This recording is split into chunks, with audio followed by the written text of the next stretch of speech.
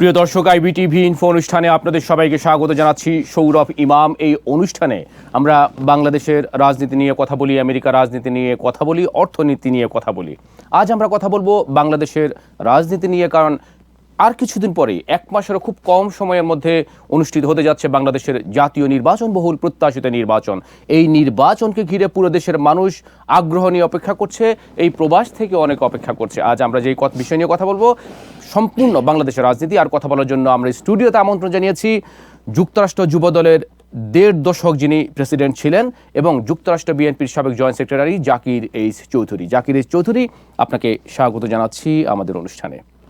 ধন্যবাদ সৌরভ ভাই, আপনাকে আপনার মাধ্যমে আইবিটিভির সকল দর্শক শ্রোতা যারা দেখছেন, অভিনন্দন সবাইকে। জি জাকির ভাই, আপনার তো দীর্ঘদিন যাবৎ বাংলাদেশের ছাত্র রাজনীতির সাথে জড়িত ছিলেন, যুক্তরাষ্ট্রের ১.৫ দশক নানাভাবে জড়িত, সেগুলো আমরা পরে আসব। আপনি যেহেতু বাংলাদেশের রাজনীতি খুব ভালো খবর রাখেন, সম্পৃক্ত রয়েছেন সরাসরি, বাংলাদেশে প্রায় ২০০৮ সালে নির্বাচনের পর যে ডিজাস্টার হয়েছে, নির্বাচন নিয়ে মানুষের যে আগ্রহ রয়েছে প্রায় ধূলিসাৎ হয়ে গিয়েছিল। সেই বহুল প্রত্যাশিত গণতন্ত্র বিকশিত হওয়ার একটা দারুণ সুযোগ রয়েছে এই নির্বাচনে। সব কিছু মিলিয়ে একটা অস্থিরতা, আশঙ্কা, শঙ্কা, প্রত্যাশা, উৎসব। কি মনে হচ্ছে এই নির্বাচনকে ঘিরে আপনার কাছে? আপনাকে আবারও ধন্যবাদ। সময় উপযোগী একটা প্রশ্ন করেছেন। বাংলাদেশের মানুষ নির্বাচনের জন্য অপেক্ষা করতেছে। আপনারা জানেন, আমি একটু পিছনে যেতে হয়। জি, নির্বাচন এবং জনগণের ভোট অধিকারের প্রতিষ্ঠার মধ্যে দিয়ে ৭১-এ আমাদের মহান মুক্তিযুদ্ধ, যেটা আমাদের হাজার বছরের শ্রেষ্ঠ অর্জন, জনগণের ভোট অধিকার প্রতিষ্ঠার সংগ্রামের মধ্যে দিয়েই আপনি জানেন ৭১-এর মুক্তিযুদ্ধে আমাদের জাতি, আমাদের পতাকা মানচিত্র আমরা ফিরে পেয়েছিলাম, স্বাধীন সার্বভৌম বাংলাদেশ আমরা প্রতিষ্ঠা করতে পেরেছিলাম। অলরাইট। কিন্তু সেই মুক্তিযুদ্ধের যে ফসল সেদিন যারা ক্ষমতা নিয়েছিল, আপনারা জানেন পরবর্তী যে ইলেকশনগুলো তারা করেছিল, বিশেষ করে ৭৩ সালে নির্বাচন ব্যবস্থাকে কমপ্লিটলি ম্যানিপুলেট করে দিয়েছিল। এরও ধারাবাহিকতায় পরবর্তী যে নির্বাচন, তারই ধারাবাহিকতায় তদানীন্তন শাসক গোষ্ঠীর এই উত্তরসূরি শেখ হাসিনা ২০০৮-এর নির্বাচন আপনারা জানেন যে বিএনপিকে চক্রান্তের মধ্যে দিয়ে, হারানোর মধ্যে দিয়ে শেখ হাসিনা ক্ষমতায় এসে নির্বাচন এবং জনগণের যে ভোট অধিকার, সেই ভোট অধিকার আবার হরণ করে নিয়েছিল। যার বয়স আজকে ৩৫, ৩৬, ৩৮, যে জীবনে প্রথম ভোট দিতে পারে নাই। আপনারা জানেন ১৪ সালে একতরফা নির্বাচন করেছে, ১৮ সালে দিনের ভোট রাতে করেছে, ২৪-এ আমি ডামি তুমির নির্বাচন করে একতরফা জনগণের যে ভোট অধিকার, এই যে নতুন প্রজন্ম যাদের বয়স আমি বলেছিলাম ৩২ থেকে ৩৫, জীবনের প্রথম ভোটার হয়েও যারা ভোট দিতে পারে নাই। এই যে প্রথম আন্দোলনটা আপনারা জানেন কোটা, এটা ছিল একটা আন্দোলনের একটা পয়েন্ট। মূলত যে মানুষ যে ক্ষোভ, ভোট দেওয়া না দেওয়ার যে ক্ষোভ, নতুন প্রজন্মের যে যারা জীবনের প্রথম ভোট দেওয়ার জন্য আগ্রহ করে দীর্ঘদিন বসেছিল, পরপর ৩টা ভোট না দেওয়ার কারণে সিম্পল কোটা আন্দোলন থেকেই এই যে বিস্ফোরণটা হলো। আপনারা জানেন প্রায় ১৪০০-এর উপরে তাজা জীবন, নারী শিশু হতে শুরু করে ৩০,০০০ লোকের মতো যারা পঙ্গুত্ব বরণ করেছে। আমি সেই ২৪-এ নিহত এবং আহতের প্রতি সমবেদনা জ্ঞাপন করছি। পাশাপাশি যে ৭১-এর যেই মহান মুক্তিযুদ্ধের চেতনা, যেই সেন্টিমেন্ট, ৯০-এর গণ অভ্যুত্থান এবং ২৪ সব কিছুর আমরা ৭১ হলো আমাদের বেনিফিশিয়ারি। কিন্তু এই ২৪-এর গণ অভ্যুত্থানের পরে একটা গোষ্ঠী সেই বেনিফিটটাকে, ৭১-এর মুক্তিযুদ্ধের চেতনাটাকেই তারা বুলুণ্ঠিত করে দেওয়ার চেষ্টা করতেছে। ৭১ ছিল আমাদের সকল কিছু, সকল অর্জন, সকল চাওয়া পাওয়া। কিন্তু সেই পরাজিত শক্তি আপনারা জানেন এই ২৪-এ এসে এই ছাত্র জনতা, যারা আপনি জানেন যে ছাত্র জনতারা এখানে অভ্যুত্থানে অংশগ্রহণ করেছিল, যে পুলিশ এই নিরীহ ছাত্র শিশুদের উপরে গুলি করেছিল, সেই পুলিশের সন্তানও রাস্তায় ছিল। সার্বিক অর্থে ২৪-এর এই যে যে কথাটা বলা হচ্ছিল, এই যে নতুন প্রজন্মের, তরুণ প্রজন্মের যেই আন্দোলনটা ছিল, এই আন্দোলনটা ছিল আবাল বৃদ্ধ বনিতা সর্বস্তরের। এটা কোনো একক ইয়া না। এবং এর নেপথ্যে কাজ করেছে আমাদের দলের চেয়ারম্যান, যিনি এক্সাইল জীবন যাপন করেছে দীর্ঘ ১৭ বছর, সকল আন্দোলন সংগ্রাম উনি লন্ডন থেকে মনিটর করে। আপনারা জানেন দীর্ঘ 17 বছর আমরা রাজপথে আমরা প্রতিরোধ করেছি। বাংলাদেশের নির্যাতনের ইতিহাস, জাতীয়তাবাদী দলের, ছাত্র দলের, যুব দলের নেতাকর্মীর ইতিহাস, কিভাবে সে কবরস্থানে ঘুমিয়েছে, বাঁশঝাড়ে ঘুমিয়েছে, ধান খেতে ঘুমিয়েছে, ঘরের বাইরে ছিল দীর্ঘদিন। 60 লক্ষর উপরে নেতাকর্মী আপনার মামলা খেয়েছে, লক্ষাধিক নেতাকর্মী, লক্ষাধিক মামলা, যেটার বিনিময়ে যার কারণে যে এই যে নির্যাতন নিষ্পেষণ এগুলা প্রতিরোধ করো, যে বাংলাদেশ জাতীয়তাবাদী দলের সবচেয়ে বড় সফলতা হলো এই ফ্যাসিস্ট আওয়ামী লীগ সরকার অনেক চেষ্টা করো এই দলটাকে ভাঙতে পারে নাই।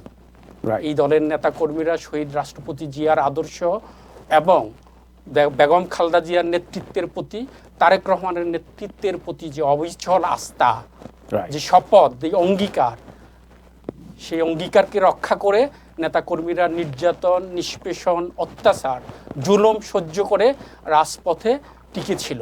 যার কারণে আপনি জানেন এই যে 24-এর আন্দোলন 20 দিনে, জুলাই বিপ্লব যেটা আমরা 16 জুলাই থেকে 5ই আগস্ট, এই 20 দিনে তো 1400-এর মতো লোক মারা গিয়েছে।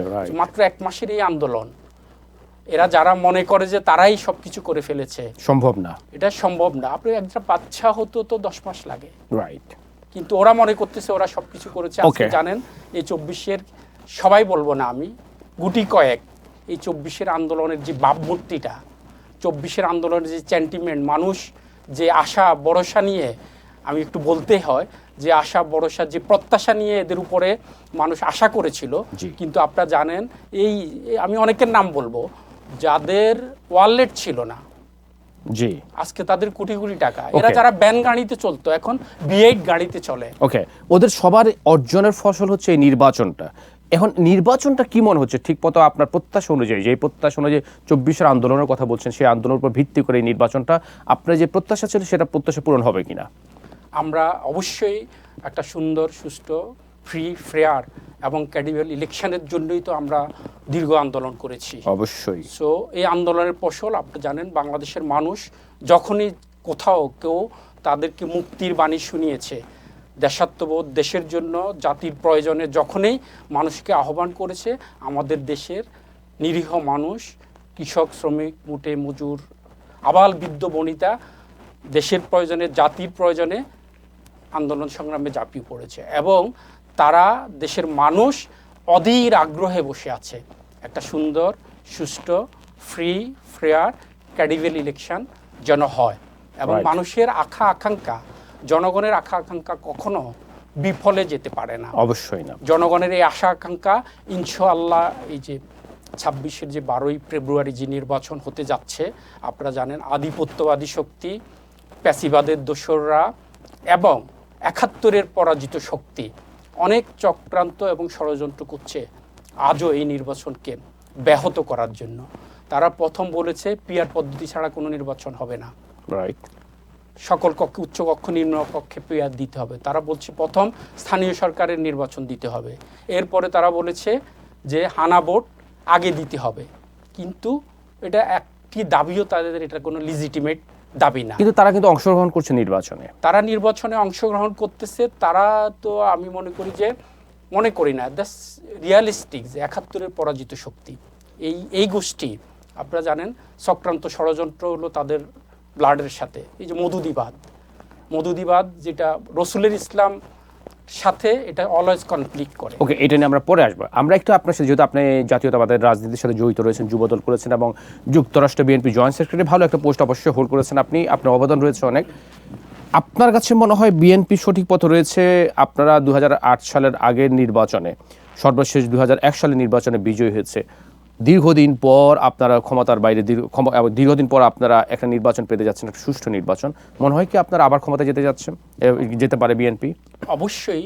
বাংলাদেশে যখনই অবাধ, সুষ্ঠু এবং নিরপেক্ষ ভোট হয়, আপনি পরিসংখ্যান দেখেন, 91 সালে 90-এর সেই স্বৈরাচারের পতনের মধ্যে দিয়ে যে একটা তত্ত্বাবধায়ক সরকার, তথা সেটা ছিল 3 জোটের রূপরেখা অনুযায়ী, আপনার 90 সালের 19 নভেম্বর 3 জোটের রূপরেখা অনুযায়ী আমরা একটা সরকার গঠনের প্রক্রিয়া গিয়েছিলাম। 90-এর 6 ডিসেম্বর এরশাদ পদত্যাগের পরে একটি তদানীন্তন প্রধান বিচারপতি জাস্টিস শাহাবুদ্দিন আহমেদকে অ্যাক্টিং প্রেসিডেন্ট করে যেই নির্বাচন নিরপেক্ষ তত্ত্বাবধায়ক সরকার হয়েছিল, সেই তত্ত্বাবধায়ক সরকারের অধীনে আপনি জানেন নিরপেক্ষ নির্বাচন হয়েছে, বাংলাদেশ জাতীয়তাবাদী দলের সরকার গঠিত হয়েছে। এরপরে 96তে তত্ত্বাবধায়কের অধীনে ক্ষমতায় থাকলে যেটা হয়, বাট বিএনপি বিরোধী দলে ছিল 116 আসন নিয়ে বিরোধী দল। সেদিন এই পরাজিত শক্তি সেদিন বিএনপির বিরুদ্ধে সংগ্রাম করি আওয়ামী লীগের সাথে তারা একজোট করে যখন আন্দোলন করেছিল, আপনারা জানেন জামাত ইসলাম 96 সালে বিএনপির বিরুদ্ধে ইলেকশন করে মাত্র 3টা সিট পেয়েছিল। এরপরে আবার তারা 2001 সালে বিএনপির সাথে, এটা আপনি জানেন রাজনৈতিক ঐক্য বা আন্দোলন সংগ্রামের যে ঐক্য, সেখানে এসে তারা আমাদেরকে সরকারে সহযোগিতা করেছিল। বিএনপি তাদেরকে ঐক্যমতের সরকার একটা মন্ত্রিসভায় 2টা জামাতের লোক আমাদের সাথে অংশগ্রহণ করে। কিন্তু এই শক্তিটা, এই 71-এর পরাজিত শক্তি, তারা তাদের প্রয়োজনে বিভিন্ন রূপ ধারণ করে, কিন্তু তারা অরিজিনালি এরা বাংলাদেশকে ধারণ করে না, বাংলাদেশের প্রগতিকে ধারণ করে না, মহান মুক্তিযুদ্ধের চেতনাকে এরা বিশ্বাস করে না। তাদের নিয়ে আমরা কথা বলবো। আমি বলছি আপনারা বর্তমানে যে আসছে যে নির্বাচনে বিএনপির বর্তমান যে মানুষের আপনার প্রত্যাশা, যে আকাঙ্ক্ষা, সবকিছু মিলে বিএনপি কেমন করতে পারে? আপনার বিএনপি এই নির্বাচনে আপনারা জানেন আমাদের চেয়ারম্যান দলের আগামী দিনের আমাদের সাংগঠনিক অভিভাবক শহীদ রাষ্ট্রপতি জিয়ার, যিনি যোগ্য উত্তরসূরি বেগম খালেদা জিয়ার জ্যেষ্ঠ সন্তান জনাব তারেক রহমানের যেই তীক্ষ্ণ এবং নেতৃত্বের যেই ইতিমধ্যে এটা প্রকাশ পেয়েছে, আপনারা জানেন 25শে ডিসেম্বর তারেক রহমান বাংলাদেশে আগমনের মধ্যে দিয়ে আমরা যারা বিদেশে বাইরে দেশের রাজনীতি নিয়ে বিশ্লেষণ করতাম, নির্বাচন হবে কি হবে না, অনেক সংশয়, উদ্বেগ, উৎকণ্ঠা ছিল। কিন্তু তারেক রহমানের প্রত্যাগমনের মধ্যে দিয়ে সেই নির্বাচনের পথ অনেকটা সুগম হয়ে গিয়েছে। এখনও অনেক চক্রান্ত ষড়যন্ত্র চলছে, বাট আমরা মনে করতেছি একটা সুন্দর সুষ্ঠু নির্বাচন তারেক রহমানের নেতৃত্বে, তারেক রহমান যেই দিক নির্দেশনা দিচ্ছে, আজকে সারা জাতি তারেক রহমানের নেতৃত্বেই ঐক্যবদ্ধ। আপনারা জানেন নতুন রাজনীতির যে ডাইমেনশন, সেটা তারেক রহমান বাংলাদেশে অলরেডি উনি সৃষ্টি করেছেন। উনি 17 বছর পরে আসার পরে উনি একটা কথা বলেছেন। 17 বছর এক্সাইল লাইফ শেষে এসে প্রায় 17 মিনিটের যে ভাষণটা উনি দিয়েছিলেন, সেখানে উনি একটা কথা বলেছিলেন, সে মার্টিন লুথার কিং যেমনি আমেরিকান জাতিকে স্বপ্ন দেখিয়েছিলেন, I have a dream, Tarique Rahman বলেছিলেন বাংলাদেশের প্রেক্ষাপটে আই হ্যাভ এ প্ল্যান। সেই প্ল্যানটা কি? সেটা হলো সেই রসুলের আদর্শ ভিত্তিক যে ইনসাফের শাসন, যে ইনসাফ ভিত্তিক একটা রাষ্ট্র পরিচালনার জন্য, সেটা তারেক রহমান আজকে তার বক্তব্য, বিবৃতি এবং রাজনীতিতে যে নতুন এই যে গতানুগতিক পদ্ধতির বাইরে গিয়ে একজন নেতা, আপনি জানেন অডিয়েন্স নিয়ে বসে থাকে, অডিয়েন্সে কথা বলে, কিন্তু তারেক রহমান যে ব্যতিক্রমী রাজনীতি, অডিয়েন্স কি চায়, কি জানতে চায়, মানুষের সমস্যা কোথায়, সেটা উনি শুনছে। আপনি দেখতেছেন উনি সেভাবে ছেড়ে এইভাবে। সো এই যে তারেক রহমানের এই ডাইনামিক নেতৃত্ব এবং শহীদ রাষ্ট্রপতি জিয়ার আদর্শ, বেগম খালেদা জিয়ার এই যে আপোষহীন সংগ্রাম, ত্যাগ, তিতিক্ষার, আজকে মানুষ প্যাসিবাদ মুক্ত বাংলায়, আমি এখনও বলতে হয় যে প্যাসিস্টদের একটা বিশাল অংশ এখনও রয়েছে বাংলাদেশের ভোটে, যে বড় 2টা দল বিএনপি এবং আওয়ামী লীগ। সো আওয়ামী লীগবিহীন জামাত যেটা আশা করতেছে, আমি এখনও বলতে হয় এটা হলো তাদের এটা সত্যিকার হচ্ছে ষড়যন্ত্র করে তারা কিছু করতে চেষ্টা করছে। জনগণের ভোটে জনগণ বিএনপিকেই ভোট দিবে, এবং ওই ভোটে আপনি দেখবেন যে সংখ্যাগরিষ্ঠ, এবং এই ফিগারটা আমি বলে দিতে পারি হয়তো 12 তারিখের পরে এটা আপনি কোনোদিন ইতিহাসে এটা রেকর্ড থাকবে, বিএনপি 250 সিটের বেশি আসন নিয়ে বাংলাদেশে রাষ্ট্র সরকার যাবে এবং সরকার 250 বলছেন না, 250 সিটের বেশি আসন নেবে। এটা যখন 12 তারিখ, I live in presence but prediction, 250 সিটের বেশি আসন নিবে। খুব বড় স্বপ্ন দেখছেন আপনি, দেখা যাক। স্বপ্ন নয় শুধু, এই স্বপ্নটা this is the realistic for Bangladesh. জামাতের ব্যাপারে আপনি যে কথা বলতেছেন এবং যেটা বাস্তব, আমিও কিছু বলছি না, আমি যেটা আপনি বলতে, আমরা যেটা জামাতের ব্যাপারে যে রিমার্কস গুলা বা তারা যেটা করে, আপনি জানেন আমরাও ছাত্র রাজনীতি করেছি, ছাত্র শিবির, এই যে ছাত্র শিবির যেরকম আল বদর, আল শামস পরে জামাত হয়েছে, ছাত্র শিবির পরে এই যে ছাত্র শিবির সবাই তো জামাত হয়, এরা তো গুপ্ত রাজনীতি করে, ছাত্র শিবির পরে আসবে। এখন আসেন এরা করতেছে কি, যে এদের যে কোনো প্রোগ্রাম হয়, তারা ক্যাডার সংগঠন তো, সো তারা এক জায়গায় সব সমাগম করে ফেলে, সব জড়ো করে, এবং মানুষকে যে মিথ্যা এই যে প্রলোভন, আপনি জানেন আমরা যারা আমাদের ভালো কাজকর্মের জন্য আমরা ইহকাল পরকাল পাবো। আমি দোজখে যাব না বেহেশতে যাব, এটা মহান রাব্বুল আলামিন জানে। অবশ্যই আমার নেক কর্ম, আমার ভালো কাজকর্মের জন্য আমি আমার সৃষ্টিকর্তার কাছে জবাবদিহি, এবং আমার ভালো কাজ করলে আমি বেহেশতে যাব, আমার কর্মকাণ্ড এটা শেষ বিচারের দিন। ইভেন আমাদের প্রিয় নবী রাসূল সাল্লাল্লাহু আলাইহি সাল্লাম তো আমাদেরকে বলে নাই যে তুমি ব্যস্ত দোজখে যাবে। উনি শেষ নবী হিসাবে সেদিন হাসরের মাঠে আমাদের জন্য উনি ওনার শেষ উম্মত হিসাবে উনি সুপারিশ করবে। কিন্তু আমি আপনি কে, আমরা বেহেশতে যাব দোজখে যাব, সেটা একমাত্র উপর আল্লাহ জানে, এবং আমি ভালো সৎ কর্মকাণ্ড করলে সেটার ফল আমি পাবো। ওকে, বাট আমার জীবনে আমি অনেক ভালো কাজ কিন্তু একটা খারাপ কাজ করেছি, হয়তো আমার এখানে আটকা। হাসরের মাঠে মহান রাব্বুল আলামিনে জানে আপনার ফলাফল কিভাবে। যেরকম আমি আপনি পরীক্ষা দিলে এটা বলতে পারি যে ভালো রেজাল্ট করব, কিন্তু বলতে পারি না যে আমি একেবারে 100% নাম্বার পাবো। রাইট, এটা কি বলতে পারো? এই জামাত ইসলাম যখনই কোথাও একটা প্রোগ্রাম হয়, ওদের A to G ওখানে তারা সমাগম করে ফেলে, একটা বিশাল দেখায়। অতীতে আপনি দেখেন, আমাকে এটা বলতেই হয় যে অতীতে ভোটের যে পরিসংখ্যানটা দেখেন, 91-তে তারা বিএনপির সাথে ছিল, জামাতের ভোটের পার্সেন্টেজ ছিল তখন 12, তারা আসন পেয়েছিল 17 বা 18 এরকম কিছু। 18 2096-এ তারা বিএনপির বাইরে গেছে, তারা আসন পেয়েছে 3টা, এবং তাদের ভোটের পার্সেন্টেজ ছিল লেস দ্যান 6। তারপরে 2001-এ তারা আবার বিএনপির সাথে ছিল, আসন সংখ্যা ছিল 17। হ্যাঁ, আর 2008-এ তারা আসন পেয়েছে 2, এবং এভারেজে জামাতের ভোটের পার্সেন্টেজ সব মিলাইয়া লেস দ্যান 10। এখন অনেকে বলতেছে এটা রেস করেছে, করেছে, কিন্তু যখন বেলা শেষে মানুষ রিয়েলাইজ করবে, মানুষ ভোটটা আপনার আমার প্রতি একটা আমানত, এই আমানত আপনাকে সঠিক পাত্রে দিতে হবে, সঠিক জায়গায় দিতে হবে।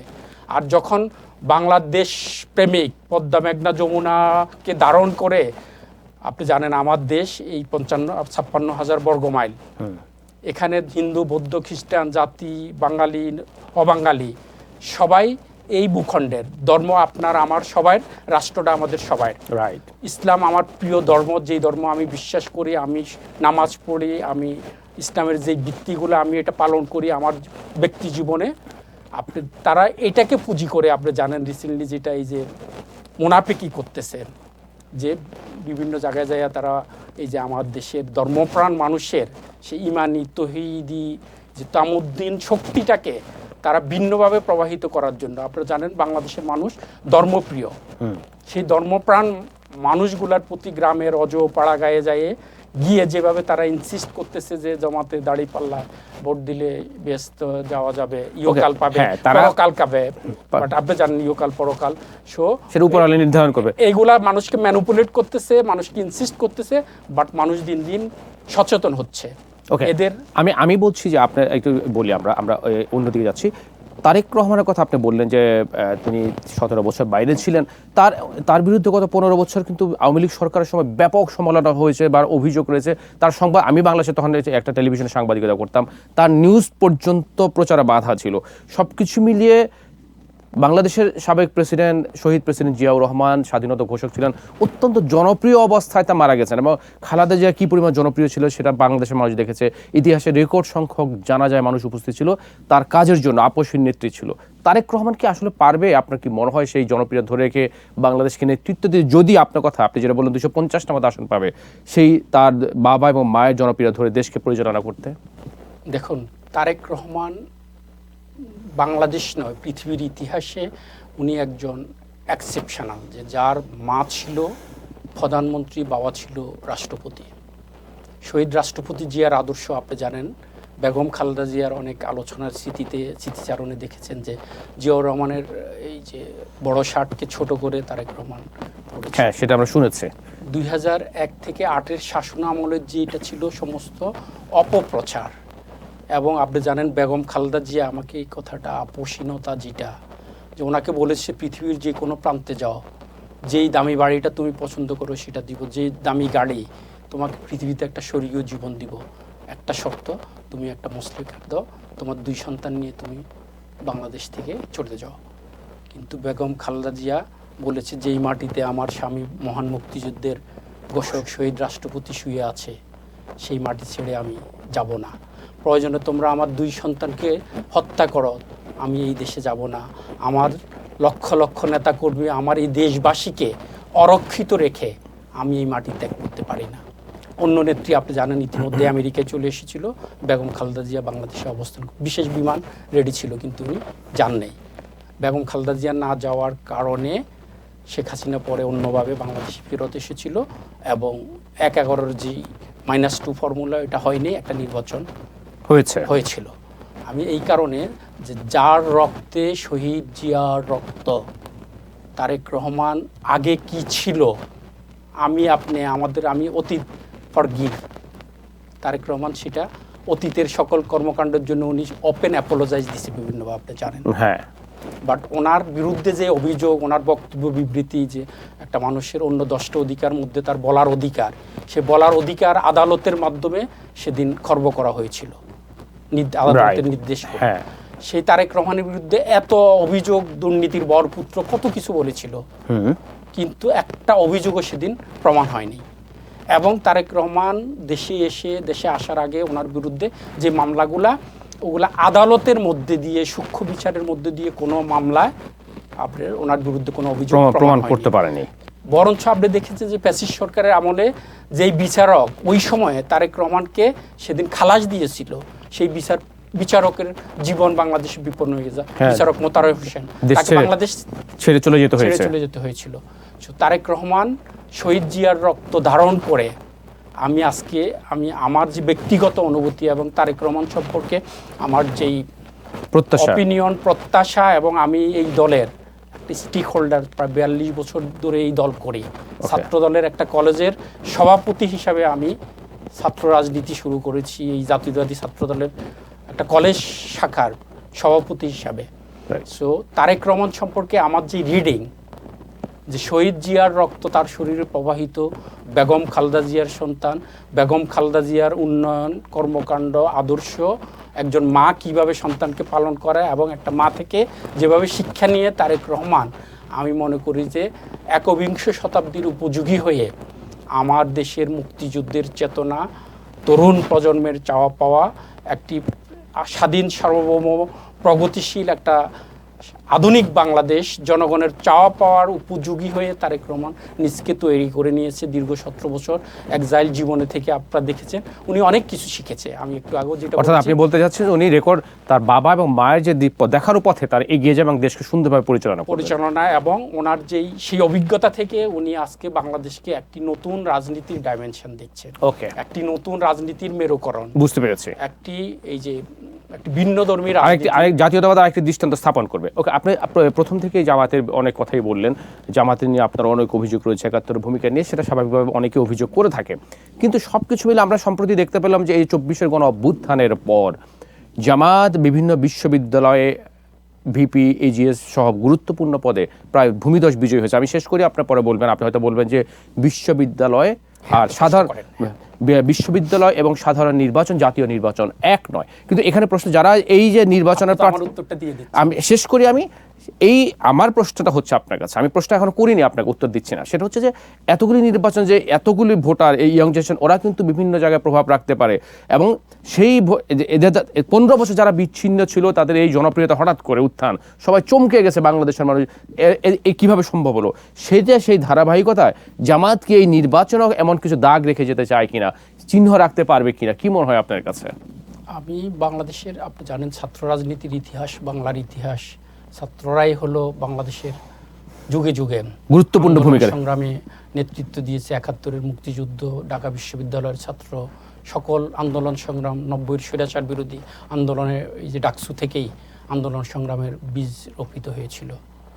সো আজকে এই যে আপনি যেটা বলেছেন ভূমিধস বিজয়, এই যে শিবিরের ইতিহাস, হিস্ট্রি রিফ্লেক্টস ইটসেলফ। আপনি বাংলাদেশের ডাকসু 73 সালে কারা নির্বাচিত হয়েছিল? বাসদ, রাইট? 73-এ বাসদ, ডাকসুতে ভূমিধস বিজয়। এরপরে 73-এর পরে পরবর্তী সকল ডাকসু, মান্না, বাইরা, যারা সবাই সেদিন বামপন্থীরাই। কিন্তু আপনি জাতীয় নির্বাচনে, 73-এর নির্বাচনে যখন ডাকসুতে ভূমিধস বিজয় বামপন্থীদের, জাতীয় নির্বাচনে যদি তখন প্রেয়ার ভোট হইতো, তখন আসম আব্দুর রব সহ দাদা সিরাজুল আলম খান, মেজর জলিলদের প্রিডিকশন ছিল যে তারা 15টা আসন পাবে, কিন্তু সেই নির্বাচনে 15টা তো দূরের কথা, সেদিন আওয়ামী লীগ এরম ম্যানুপুলেট যে খন্দকার মোস্তাককে হেলিকপ্টারে ব্যালট বাক্সা নিয়ে এসে ঢাকা থেকে ডিক্লেয়ার দিয়েছিল। শেখ মুজিবের আমার ওই সময় যদি 15টাতে, তো তাদেরকে যদি 50টাও দিত ওনার তো কোনো সমস্যা ছিল না, একদম না। কিন্তু দেখেন আমি যে কথা, এই কারণে কথাটা বলছি যে বামরা তখন এই যে ডাকসুর নির্বাচনে একক ভূমি 10 বিজয় অর্জন করেও জাতীয় নির্বাচনে পরবর্তী দেখেন যে নির্বাচনগুলো হয়েছে প্রেয়ার 91 সাল আদার্স, বামরা কয়টা সিট পেয়েছিল, কিন্তু সকল বিশ্ববিদ্যালয় কলেজে সেদিন এই যে বাম ছাত্র সংগঠনগুলোর প্রভাব ছিল। অর্থাৎ আপনি বলতে চাচ্ছেন যে সেই ধারাবাহিকতা শিবির যদিও বিশ্ববিদ্যালয় ভালো করেছে, জাতীয় নির্বাচনে সেই করতে না পারে, ধারাবাহিকতা না, বামদের তো একটা ঐতিহ্য ছিল, ইমেজ ছিল, অবশ্যই তারা অত ডেস্ট্রাকটিভ পলিটিক্স করেনি। তারা প্রগতি, আধুনিকতা, মার্কসিজম, লেনিনবাদ এগুলা নিয়ে তারা এই যে সর্বহারার রাজনীতি করেছে, প্রলেটারিয়েট এবং ক্যাপিটালিজমের রাজনীতি করেছে। কিন্তু এই ছাত্র শিবিরকে চিনে, এই ছাত্র শিবির হলো রক কাটে, নারায়ে তকবীর, মহান রাব্বুল আলামিনের স্লোগান নিয়ে গুলি করে দেয়, মানুষ খুন করে। রক কাটার ইতিহাস আপনি জানেন কতভাবে এই ছাত্র শিবির এই যে আল্লাহর নাম নিয়ে রক কেটে, প্রগতিশীল ছাত্র, আমাকে অনেক প্রগতিশীল জাতীয়তাবাদী দেশপ্রেমিক ছাত্রর অনেক মায়ের কোল খালি করেছে। সো এই ছাত্র শিবিরের ইমেজ অবশ্যই জাতীয় নির্বাচনে যারা 71 দেখেছে, যারা মুক্তিযুদ্ধ দেখেছে, বাংলাদেশের বিবর্তন দেখেছে, সেই প্রজন্ম এবং আজকে এই যে নতুন প্রজন্মের যে 5 কোটির মতো প্রায় এই যে ভোটার, ওরা জানে যে এরা আপনার জন্মই যার আজন্ম পাপ। এই ছাত্র শিবির, এই যে আপনি জানেন জামাত ইসলামে তখন বদর সংঘ থেকে, ছাত্র সংঘ থেকে বদর সংঘ, যুব সংঘ, এরাই হলো জামাতে পরবর্তীতে এসেছে। এই বদর সংঘ, ছাত্র সংঘ, যুব সংঘ, এদের কাজ কি ছিল? এই যে আমার দেশের বুদ্ধিজীবীদের কোথায় কে আছে, আমার দেশের সম্পদ কোথায় আছে, পাক বাহিনীদেরকে বিভিন্ন জায়গায় নিয়ে বাংলাদেশ যেন মহান মুক্তিযুদ্ধে সফল না হতে পারে, এই কাজগুলোই তো এরা করেছিল সেদিন। জামাতের ছাত্র সংগঠন, ছাত্র সংঘ আর জামাতের ছাত্র সংগঠন, এই ছাত্র শিবির এপিটপি। আপনি বলতে চাচ্ছেন ছাত্র শিবির, এই ছাত্র শিবির আর এই যে ডাকসু বা শিক্ষাঙ্গনগুলার বিজয়ের মধ্যে দিয়ে আমি এটা 0% আজকে এখান থেকে আমি বলছেন যে তারা, আমি আপনাকে দায়িত্ব নিয়ে বলছি যে এটার একটু ইম্প্যাক্টও ন্যাশনাল ইলেকশনে হবে না। কয়টা আসন পেতে পারে তারা? এটা সুন্দর একটা প্রশ্ন করেছেন। জামাত এবং এই যে 71-এর এই পরাজিত শক্তি, তারা অনেক চক্রান্ত ষড়যন্ত্র করেও 19 থেকে 20টা আপনি আসন আপনি জামাত বিএনপিকে যেভাবে বলছেন পরাজিত শক্তি, একটা সময় পরাজিত শক্তি না, জামাত শিবিরকে যেভাবে, দুঃখিত, জামাত শিবিরকে যেভাবে পরাজিত শক্তি বলছেন, আপনার এই নেত্রী বেগম খালেদা জিয়া কিন্তু খুব জামাতের সাথে অ্যালায়েন্স করে নির্বাচনে এসেছিল এর আগে। এবার বলছেন আপনি মাত্র 18 থেকে 20টা সিট পেতে পারে জামাত। আচ্ছা, সেটা সময় বলে দিব, সব কিছু মিলে আমরা অপেক্ষা করব 12 তারিখ নির্বাচনের পর আপনার এই রেজাল্ট আমরা মিলিয়ে দেখব। এবার একটু ভিন্ন প্রসঙ্গে আসি। আপনারা যারা এই প্রবাস থেকে এই রাজনীতি করেন, বাংলাদেশ থেকে হাজার মাইল দূরে, এই রাজনীতিটা আপনাদের কি ইম্প্যাক্ট ফেলে? এটা বাংলাদেশের রাজনীতির সাথে কোনো প্রয়োজন আছে কিনা? কারণ এখানে আপনারা আমেরিকায় থাকেন, আমেরিকা সিটিজেন যারা থাকে অনেকেই রাজনীতি করে। বিশেষ করে গত 15 বছর হাসিনা বিরোধী আন্দোলন, ফ্যাসিস্ট আওয়ামী লীগের বিরুদ্ধে আপনারা জাতিসংঘ, ক্যাপিটাল হিল, হোয়াইট হাউসের সামনে, এই যে নিউ ইয়র্কের ডাইভার্সিটি প্লাজায় আমি নিজেও অনেক কভার করেছি, প্রচুর আন্দোলন করেছেন। এতে আপনাদের কতটুকু রেজাল্ট হয়েছে এবং এটা আসলে বাংলাদেশের রাজনীতি আমেরিকায় প্রবাসে কতটা ফ্রুটফুল? থ্যাংক ইউ আপনাকে আরেকটা প্রশ্ন করার জন্য। প্লিজ। আমরা ওই যে একটা প্রবাদ বাংলাদেশের অতি পরিচিত, ডেকি স্বর্গে গেল সেই দানে বাঁধে ধান বাঁধে। হ্যাঁ, আমরা যারা ছাত্র রাজনীতি করেছি, রাজনীতি জানেন এক একজনের এক একটা মোটিভ থাকে। আমরা যারা সেদিন দেশ, জাতি, 71-এর চেতনা, আমার প্রিয় মাতৃভূমিকে দারণ লালন করে, প্রিয় মাতৃভূমির সমস্যা, জনরাজনীতি হলো সবচেয়ে একটা ইন্টারেস্টিং, জনসেবার সবচেয়ে বড় একটা প্ল্যাটফর্ম জনগণের খেদমত করার জন্য। সো আমরা ওই আদর্শ ভিত্তিকেই আমরা রাজনীতিতে অংশগ্রহণ করেছিলাম। যেখানে ছিলাম, যে অবস্থায় ছিলাম, যে দল করেছি, এই দলের আদর্শকে ধারণ করেছি। সো যুক্তরাষ্ট্রে সেই প্রথম আসার পরে 95-এর কোনো এক সময় এই রাজনীতিকেই ধারণ করেছি আমি জানেন ব্যক্তিগতভাবে ওইভাবে কোনো কর্মী ছিলাম, আমার ব্যবসা ছিল, আমার যথেষ্ট সময় ছিল। যখনই দলের কোনো প্রয়োজনে যে কোনো জায়গায় সংগঠিত করা, অর্গানাইজ করার দায়িত্ব নিয়েছি। মিটিং, সিরিজ অফ প্রোগ্রাম করেছি মঈন পকেটের বিরুদ্ধে। আপনি জানেন প্রবাসীরা যখনই দেশ কখনো সংকটে পড়েছে, সে ৭১-এর মুক্তিযুদ্ধে তখন আমার দেশের ওইভাবে লোক ছিল না, বাট বাংলা ভাষাভাষী যারা ছিল কীভাবে ওই যে হ্যারি কেট ওই সময় কনসার্ট করেছে, হ্যাঁ, সেখানে তারা অল্প কজন বাঙালি, concert for Bangladesh, concert for Bangladesh, George Harrison Madison স্কোয়ারে যেই ইয়ে করেছে, সেখানে যেই কজন বাঙালি ছিল। সো এটা হলো এই যে এই কাজটা দেশপ্রেম থেকে, দেশের প্রতি ভালোবাসা থেকে, দেশের প্রতি মমত্ববোধ থেকে এই কাজগুলো করা হয়। সো আমরা এই যুক্তরাষ্ট্রে আমরা যখন, আপনারা জানেন যারা পাসপোর্ট নিয়েছে, যে শপথের সময় ওতে বলতে হয় যে আপনি কমিউনিস্ট অথবা কোনো বিদেশি রাজনৈতিক দলের আপনি এখানে করতে পারবেন না। এই আমেরিকার সংবিধান অনুযায়ী যদিও হয়, বাট আমরা যেহেতু মত প্রকাশ দেশের পক্ষে, আমি তো আমার স্বাধীনতা আছে, আমি ডেমনস্ট্রেশন বা আমেরিকাতে কোনো কিছু অবস্ট্রাকশন ওইভাবে করতে পারবো না। লফুলি পারমিটেড যে কাজগুলো দেশের প্রয়োজনে মানবাধিকার লঙ্ঘিত হলেই সেই অধিকার লঙ্ঘনের বিরুদ্ধে একটা প্ল্যাটফর্ম, সেটা হয় রাজনৈতিক প্ল্যাটফর্ম অধিকাংশ জায়গায়। যেটা আপনারা জানেন, আমরা মঈন ফখর যখন বাংলাদেশকে সেদিন নির্বাচনকে ম্যানিপুলেট করেছিল, দীর্ঘায়িত করতে চেষ্টা করেছিল, এখান থেকে আমরা সিরিজ অফ প্রোগ্রাম করেছি। অর্থাৎ আপনারা বলতে চান অথরিটির কাছে, স্টেট ডিপার্টমেন্টে, ন্যাশনাল, জাতিসংঘের সামনে, রাইট। সো এই কারণে যে দেশপ্রেম, দেশ মাতৃকার বিপদ সমস্যা যখনই জর্জরিত হয়, আমরা যারা রাজনৈতিক কর্মী যেই প্রান্তেই থাকি প্রবাসে, দেশের কারণে, দেশের মানুষের প্রয়োজনে, কারণে আমি আপনি যারা প্রবাস জীবন আমরা বেছে নিয়েছি, কিন্তু আমাদের শিকলটা হলো দেশে। আমার হ্যারিজ, যারা আমার পিতা মাতার কবর যেখানে, আমার জেনারেশন যেখানে, আমি তো আমরা জানেন আমাদের চেইন অফ টাইটেল যেটা, আমাদের কালচার, আমরা এই যে আমেরিকাতে প্রথম ফ্লোর বা বাবা মা একটা সার্টেন এজে সবাইকে ভুলে যায়, কিন্তু আমরা শুধু বাবা মা নয়, গ্রাম পাড়া প্রতিবেশী সবাইকে মনে রাখি, আত্মীয়তার বন্ধন, এই যে এটা আমাদের একটা চেইন। আমরা বুঝতে পেরেছি। আপনি বলতে চাচ্ছেন দেশের প্রতি ভালোবাসা, আপনারা আমেরিকা থাকলেও মনটা দেশে পড়ে থাকে, দেশের প্রতি ভালোবাসা আপনারা রাজনীতি করেন। কিন্তু একটা প্রশ্ন থেকে যায়, সেটা হচ্ছে যে এই আওয়ামী লীগের সময় কিন্তু যারা প্রবাসী ছিল অনেকটা মূল্যায়ন করা হয়েছিল। বিএনপি যে নির্বাচন করতে যাচ্ছে, বিশ্বের বিভিন্ন একাধিক দেশে তারা প্রবাসীদের মূল্যায়ন করেছে, বাট যুক্তরাষ্ট্র যতটুকু দেখেছি, যতটুকু শুনেছি, গত 15 বছর সবচেয়ে বেশি আন্দোলন সংগ্রাম জমিয়ে রেখেছিল, আলোচিত হয়েছে, ডিপেন্ড করেছে বিএনপি রাজনীতিকে, আওয়ামী লীগের বিরুদ্ধে কথা বলেছে, সোচ্চার ছিল। সেই বিএনপির একজন নেতাকেও এই নির্বাচনে মূল্যায়ন করা হয়নি। এতে কি আপনাদের কোনো দুঃখ রয়েছে বা আপনাদের কোনো প্রত্যাশা রয়েছে কিনা দলের কাছে? দেখেন, আরেকটা খুব দলের অভ্যন্তরীণ ব্যাপার, অনেক কিছু বলতে হয়। আমি প্রায় 18 বছর যুক্তরাষ্ট্র যুব দলের সভাপতি ছিলাম। যদি 3 বছর পরে আমার কমিটি, তাহলে 15 বছর আগে আমি প্রথম যুব দলের সভাপতি হিসেবে যুক্তরাষ্ট্র বিএনপির সেক্রেটারি হতাম, পরে আমি সভাপতি হতাম। সো আমি সভাপতি হিসাবে রিটায়ার করে প্রায় 1 যুগ আগে আমি সভাপতি হিসাবে রিটায়ার করতাম। কিন্তু 2012 সালে বিএনপির কমিটি ভেঙে দেওয়ার পরে আর কোনো কমিটি দেওয়া হয়নি। বেগম খালেদা জিয়ার সাথে আমি যখন ঢাকায়, তখন উনি বলেছিল যে যুক্তরাষ্ট্র বিএনপির কমিটি দেওয়ার সাথে সাথে আমাদের এই যুবদলটাও, যেহেতু বিএনপির কমিটি নেই, বিএনপির কমিটি হবে, যুবদলের কমিটি ভেঙে দিয়ে নতুন কমিটি দেওয়ার জন্য, যেহেতু একটা কিছু কন্টিনিউশন তো থাকতে হবে একদম। কিন্তু আপনি জানেন, এটা ভেরি আনফর্চুনেট যে প্রবাসে অন্য সংগঠন, যেখানে শেখ হাসিনা নিজেই প্রধানমন্ত্রী অবস্থায়ও আওয়ামী লীগের কমিটি করেছে, এটা মনিটর করত, সেখানে কোনো এক দলের ভিতরে জানেন বিএনপির গাপটি মারা একটা অংশ, যারা প্রগতি এবং এই দলের আমি মনে করি যে ভালো চায় না।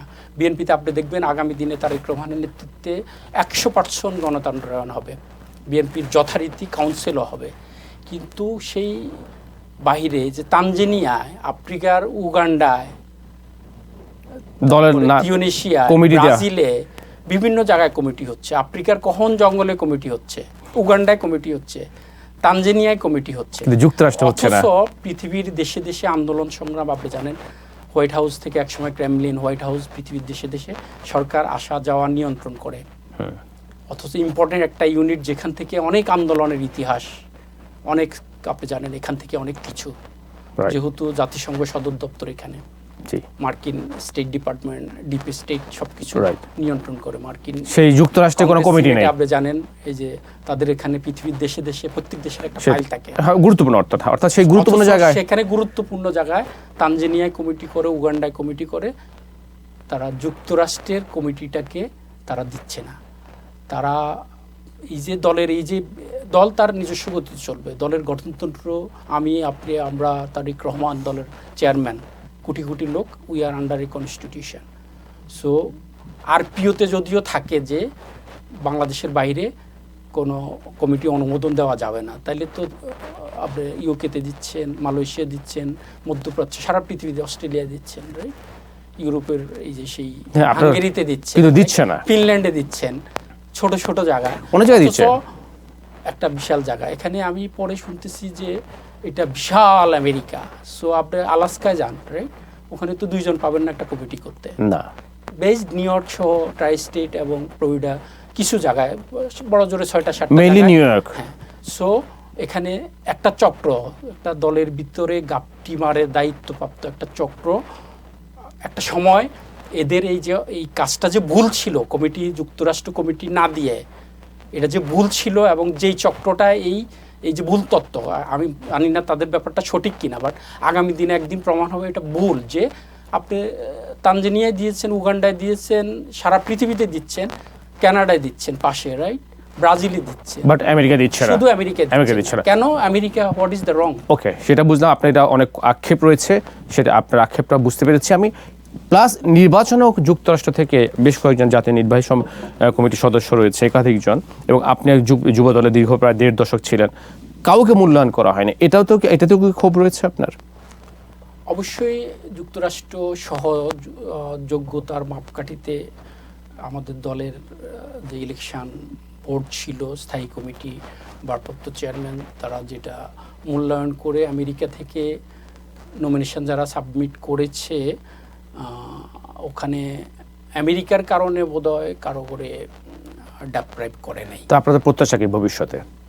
অবশ্যই নির্বাচনী নমিনেশন পাওয়ার জন্য বাংলাদেশ জাতীয়তাবাদী দলের এই যে নমিনেশন পাওয়ার জন্য যে ক্রাইটেরিয়া, ওটা যদি ফিল আপ করতে পারে, আমি মনে করি যে সামনের নির্বাচনে তারেক রহমান সেই ক্রাইটেরিয়াটা ফলো করবে। Does not matter his from America or UK or anywhere else, যে সে যদি নমিনেশন পাওয়ার সেই ক্রাইটেরিয়াটা, নমিনেশন পাওয়ার যে ক্রাইটেরিয়াগুলো আপনি জানেন, প্রথমত তারেক রহমান নমিনেশনের জন্য বিবেচনা করে দলে তার অবস্থান, এই দলে সে কী অবস্থায়, কন্ট্রিবিউশন এই দলে সে কখন থেকে এই দল করতেছে। যেমন আজকে তারেক রহমান আপনি দেখেন, তার মূল্যায়ন হলো ছাত্র দল থেকে যারা এসেছে, যুব দল করেছে, মূল দলে, এদেরকে তারেক রহমান সবচেয়ে বেশি ফোকাস করেই আগামী দিনে আপনি দেখবেন যে বাংলাদেশ জাতীয়তাবাদী দলের যে নির্বাহী কমিটি এবং পরের মনোনয়নটা অন্যান্য পদে যেটা, ওগুলা ইনশাআল্লাহ ওইভাবেই নির্ধারিত হবে। বুঝতে পেরেছি আমরা। সামনে 12 তারিখ নির্বাচন, আপনার একটা গুরুত্বপূর্ণ দায়িত্ব পালন করেছেন বিভিন্ন সময়ে জাতীয়তাবাদী দলের, যুব দল এবং যুক্তরাষ্ট্রে বিএনপির। যেহেতু 12 ফেব্রুয়ারি নির্বাচন হচ্ছে, দীর্ঘদিন 12 ফেব্রুয়ারিতে যে নির্বাচনটা হবে, দীর্ঘদিন পর নির্বাচন হচ্ছে, সেই নির্বাচনে অংশ নিতে বা কন্ট্রিবিউট করতে দলের জন্য, আপনার জাতীয়তাবাদী শক্তির জন্য আপনি দেশে যাবেন কিনা, এবং গেলে আপনি কি ভূমিকা রাখতে পারেন? অবশ্যই আমি আমার প্রিয় মাতৃভূমিতে ইনশাল্লাহ, আমি অলরেডি এয়ারলাইন্সে আমার টিকিট কনফার্ম করেছি। আগামী 1 ফেব্রুয়ারি আপনি যাচ্ছেন? আমি বাংলাদেশের উদ্দেশ্যে রওনা দিব, এবং 3রা ফেব্রুয়ারি আমি ঢাকায়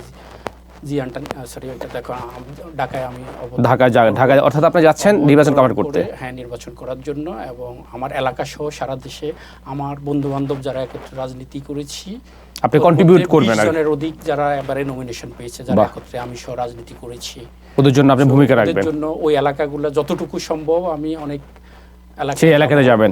এলাকাতে যাব, যেমন আমি পঞ্চগড়ে যাব, পাশে মহাসচিব ওখানে আছে, আমি ঝিনাইদহতে অ্যাটর্নি জেনারেল থেকে পদত্যাগ করে আসাদ বা সহ যারা অনেকের এলাকায় যাব, আমি অনেক নির্বাচনী এলাকা আমার যাতে যারা। অনেক শুভকামনা আপনার জন্য। আমরা শেষ করার আগে আপনি কিছু বলতে চান কিনা? আমি মনে করি একটা কথাই, এই সময়ের জন্য আমি আবারও আপনাকে সুন্দর একটা প্রশ্ন করেছেন যে আমি এই যে 12 তারিখে যে নির্বাচন, এই নির্বাচন হবে আমাদের স্বাধীনতা, সার্বভৌমত্ব, তরুণ প্রজন্মের চাওয়া পাওয়ার যে বাংলাদেশ, মুক্তিযুদ্ধের যে চেতনার বাংলাদেশ। আপনারা জানেন প্যাসিস্ট সরকার আমাদের অর্থনীতিকে ধ্বংস করে দিয়েছে, বাংলাদেশের টাকা পাচার করে বাংলাদেশের অর্থনীতিতে করুণ অবস্থা। এই যে 18 মাসের অধিক যেই অনির্বাচিত সরকার থাকার কারণে বাংলাদেশে ফরেন ইনভেস্ট হচ্ছে না, আমাদের দেশের নতুন শিল্প কলকারখানা তৈরি হচ্ছে না। সো এই 12ই ফেব্রুয়ারির নির্বাচনের মধ্যে দিয়ে যেই নির্বাচিত সরকার আসবে, যখনই নির্বাচিত সরকার আসবে দেশে বিনিয়োগ বাড়বে, উৎপাদন বাড়বে, প্রগতিশীল একটা নতুন বাংলাদেশকে আমরা দেখতে পাবো। সো এই 12 তারিখের এই নির্বাচন জনগণ যেখানে যেই ব্যালেটে ভোট দেয় একটা ফ্রি ফেয়ার ইলেকশনের মধ্যে দিয়ে একটা ক্রেডিবল ইলেকশন হবে, যে ইলেকশন আমরা প্রত্যাশা করতেছি, যেটা আজকে অ্যাক্টিং প্রধান তত্ত্বাবধায়ক সরকারের প্রধান যেটা বলেছিল যে পৃথিবীর ইতিহাসে একটা সুন্দর নির্বাচন। ওকে, আমরা যদি আমি মনে করি যে পৃথিবী না বাংলাদেশের ইতিহাসেও বাংলাদেশের জন্য একটা সুন্দর নির্বাচন, তবেই হ্যাপি আমরা। এবং সেই নির্বাচনটাই আমার দেশের এই যে 18 কোটি মানুষ, প্রায় 13 কোটি ভোটার আজকে অপেক্ষা করছে একটি সুন্দর সুষ্ঠু নির্বাচন, যেই নির্বাচনের মধ্যে দিয়ে তারা তাদের প্রিয় প্রতিনিধিকে বেছে নিয়ে একটি প্রগতিশীল মুক্তিযুদ্ধ চেতনার একটা বাংলাদেশ প্রতিষ্ঠা করতে পারে।